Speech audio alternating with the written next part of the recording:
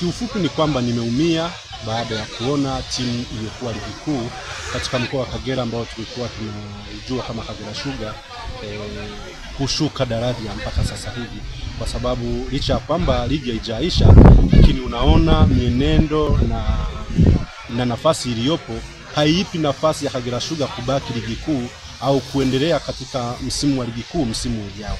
Kwa hiyo nimeumia kwa sababu mimi ni miongoni mwa watu walikuwa nikifanya kazi za michezo. Kwa hiyo naamini kwa upande fulani naweza nikapwaya, kwa sababu ukiangalia watu wengi ambao sisi tunawalisha habari, macho yao mbali na kwamba wanaangalia ligi za nje, lakini kwa hapa Tanzania macho wameelekeza ligi kuu ambayo inarushwa mbashara na Azam TV. Na kwa upande wa Kagera tulikuwa na timu moja ya Kagera Sugar. Kwa hiyo naweza kusema kwamba nimeumia kama mwandishi wa habari, kukoswa sehemu mojawapo ya kupata content kama mwandishi wa habari, lakini pia naamini na watazamaji au wafuatiliaji au wapenzi wa timu ya Kagera Sugar wameumia, kwa sababu ni timu pekee ambao walikuwa wakiitegemea, ambayo ilikuwa ligi kuu, lakini kwa sasa hivi tunaona mienendo yake sio mizuri. Okay, kwa jicho lako la kihabari, unafikiri nini kimeiangusha Kagera Sugar? Sababu zinaweza zikawa nyingi na kila mtu anaweza akawa na sababu yake anazoziona, lakini moja ambacho mimi nimekiona kwenye timu ya Kagera Sugar ni kuyumba kwa management. Unaona timu kuna kipindi ilikuwa inafika inaonekana kama yatima, leo hii inapanda basi fulani, kesho inapanda basi fulani. Kwa hiyo mchezo wa mpira sio kwamba ni zile dakika 90 zinazochezwa dakika kwenye uwanja wa mpira wa miguu tu. Dakika 90 zina maandalizi yake kisaikolojia, kimwili. Kwa mchezaji akikosa vitu vya namna hiyo vinapelekea kuperform vibaya, na ndicho kitu ambacho kimeikumba timu ya Kagera Sugar. Walikuwa na usafiri wa kusuasua, mara hii wanapanda basi hili, mara hili wanapanda basi jingine. Hii yote kosa tunalielekea kwenye uongozi. Wameshindwa kuandalia usafiri kikosi, kuwajengea comfortability ambayo ingewapa uwezo wachezaji wale kufanya vizuri. Hiyo ni sehemu moja. Lakini mbili, Kagera Sugar ni timu ambayo ilifanya uzembe katika usajili. Kwenye msimu unaanza, kabla ya kuanza huwa kuna dirisha linafunguliwa kwa ajili ya usajili. Tumeona klabu nyingi za nje ya mkoa huu ambao ziko ligi kuu ziliweza kufanya usajili, lakini Kagera Sugar ilidelay mpaka zile timu nyingine zinamaliza kufanya usajili, Kagera Sugar yenyewe ndio ikaanza. Kwa hiyo tunaweza kusema ilichukua wale wachezaji baki ndio ikaja ikawasajili. Kwa hiyo competition yao na competition kwenye wachezaji wengine unaweza ukailinganisha usiwaone. Kwa hiyo ni lazima Kagera Sugar performance yake ingekuwa mbaya vyovyote vile kwa msimu huu ambao unaenda kumalizika. Unazungumziaje swala la kubadilisha makocha mbali na wachezaji? Pia vipi swala la kubadilisha makocha, kwa sababu ndani ya kipindi kifupi wameshuhudiwa makocha wengi wakipita Kagera Sugar? Nafikiri na hicho kimeangusha. Sidhani kama kubadilisha makocha ni sehemu moja wapo ambayo imeangusha Kagera Sugar. Kocha anaweza akawa na uwezo mkubwa, lakini kama umesajili wachezaji chini ya kiwango, usitegemee kocha atakuja ambadilisha yule mchezaji kuwa na kiwango cha juu. Kosa lilifanyika kwenye usajili wa wachezaji. Kocha hata angekuwa namna gani, hakuna ambacho anaweza kufanya ili ile timu ile iweze kuperform kama usajili wako wachezaji ulikuwa mbovu. Lakini pia kama miundombinu ya kuwakea wachezaji haikuandaliwa vizuri, kocha hana chochote cha kuweza kufanya isipokuwa na yeye anaweza akatoka kwenye mudi, kwa sababu anaona wachezaji wake hawana mazingira mazuri, na yeye anatoka kwenye mudi. Obviously mkienda kwenye mchezo msitegemee kupata matokeo. Hivyo ni vitu ambavyo vimefanya Kagera Sugar inapoteza mwelekeo, na mpaka tunafika hatua hii ya Kagera Sugar kutoka kwenye ligi kuu msimu ambao unakuja. Katika kumalizia, tunaona sasa msimu ujao tayari hatuna timu kama Kagera. Unatamani itokee timu moja ije kutumia uwanja wa Kaitaba na kuleta furaha bado kwa wakazi wa Kagera kuhusiana na kuishuhudia ligi kuu? Ningekuwa kusema kwamba natamani, ni tamanio langu la mwisho sana hilo, kwamba nitamani ligi kuu au timu inayocheza ligi kuu kutoka mkoani kuja kuchezea kwa kipindi hiki, kwa sababu ni kipindi cha mwaka mmoja tu au msimu mmoja. Kagera Sugar bado wanayo nafasi ya kufanya vizuri, kwa sababu Kagera Sugar iko kwenye mikono ya kiwanda cha sukari cha Kagera Sugar. Ni kampuni kubwa yenye uwezo kwa maana ya kifedha, inaweza ikajiandaa inapoenda kucheza championship, kuandaa wachezaji wazuri na kuperform vizuri, and then next mwaka unaokuja baada ya msimu huu ambao tunatarajia kuanza ikafanya vizuri na ikarejea msimu unaokuja. Timu ikija kutoka hapa, bado tatizo ambalo lilikuwa naikumba Kagera Sugar itaendelea kuikumba hiyo timu. Watu wanataka waone timu yao ya hapa Kagera ina perform kwenye mzunguko wa ligi kuu, sio timu kutoka nje. Natamani sana mbali na kuiona Kagera Sugar ikipambaniwa kurudi ligi kuu, lakini tunajua kwamba wapo wadau wakubwa hapa wa soka, wapo wadau wakubwa wenye kipato kikubwa, wanaweza wakaibua timu nyingine ikaleta ushindani kwa timu ya Kagera Sugar. Yawezekana kushuka kwa Kagera Sugar kilikuwa ni sababu mojawapo ni kwamba ni timu pekee ambayo ilikuwa inategemewa mkoa huu wa Kagera. Zingekuwepo timu mbili, tumeona kuna maeneo mengine kama kule Mbeya inashuka hii, ipo timu nyingine, na huko Kagera ungekuwepo huu ushindani, watu wa Kagera hapa wasinge kufika kupata maumivu ambayo wameyapata kwa kuwa na timu moja hii ya Kagera Sugar. Kimsingi haiwezi kuwa story nzuri sana, kwa sababu kwenye eneo la michezo, namna ambavyo Kagera Sugar alikuwa akiutangaza mkoa wa Kagera ilikuwa ni kwa namna kubwa sana.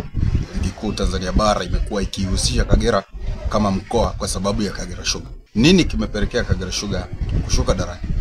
Kwanza kwa watu ambao wamekuwa wakifuatia Kagera Sugar kwa muda wa miaka kama 5 sasa, watakumbuka kwamba Kagera Sugar kwenye hii miaka 5 mpaka msimu huu 2024-25 anashuka, amekuwa kwenye nyakati ngumu za panda shuka, yani zimekuwa ni nyingi sana.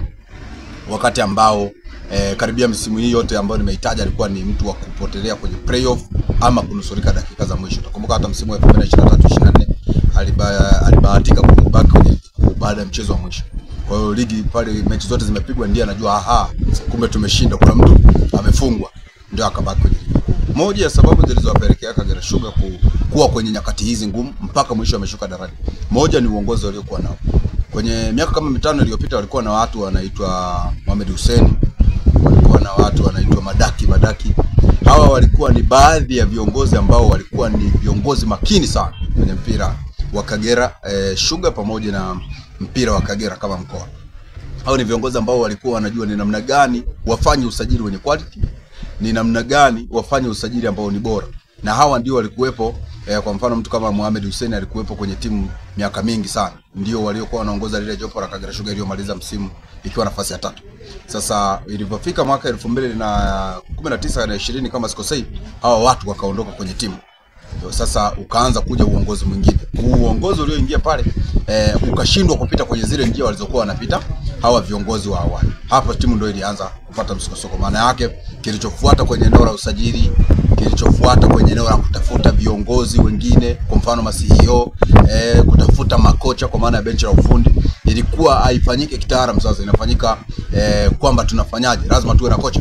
Kwa mfano kwenye msimu huu ambao Kagera Sugar ameshuka, msimu ulioisha ambao walinusurika chini ya mikono ya Fred Felix Minziro.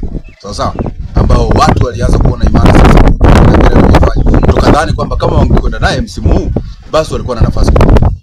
Lakini Minziro aliondoka na kwa sababu za nini kilitokea? Walishindwana kwenye mambo ya kimkataba au waliona nini? Hakukuwa na sababu za msingi. Baadaye tukaenda kumuona Pamba tunayozungumza sasa iko ligi kuu na chini yake imefanya vizuri. Licha kwamba ikufanya vizuri pakubwa sana kwenye eneo la kushinda, lakini imebaki ligi kuu, ni advantage moja. Licha kwamba anacheza kwenye playoff.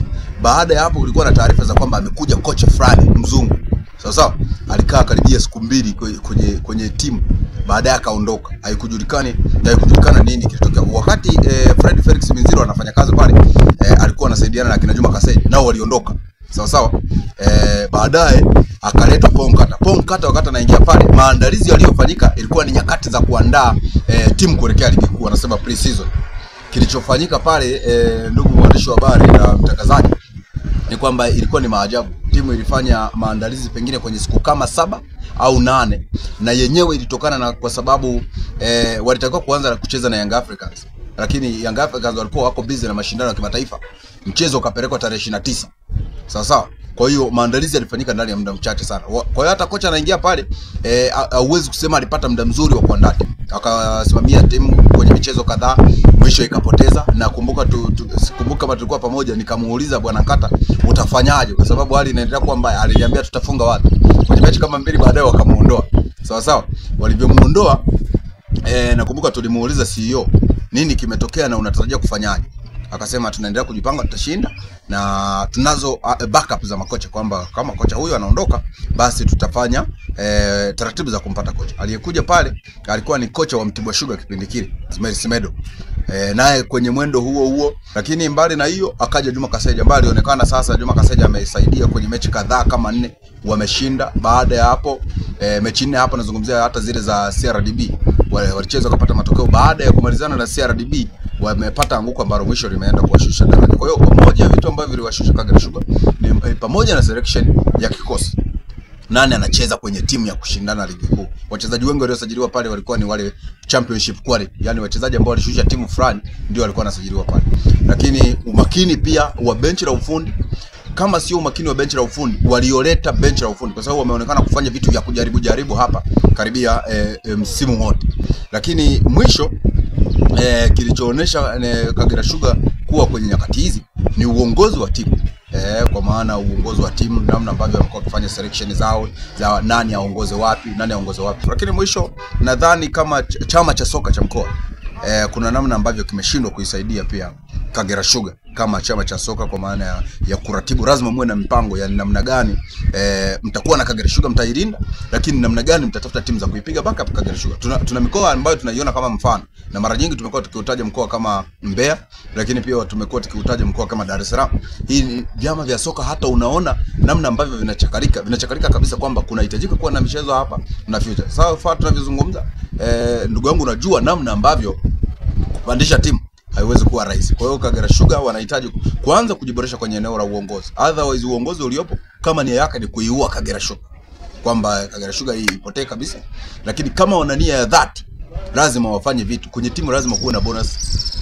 Hivi ni vitu ambavyo vinakuwa vinawaongezea nguvu wachezaji. Kwa hiyo nafikiri kwamba wana kila sababu ya kuanza upya sasa chama cha soka, viongozi wa timu wenyewe kufanya vitu kwa ajili ya kushindana kurejea kwenye ligi.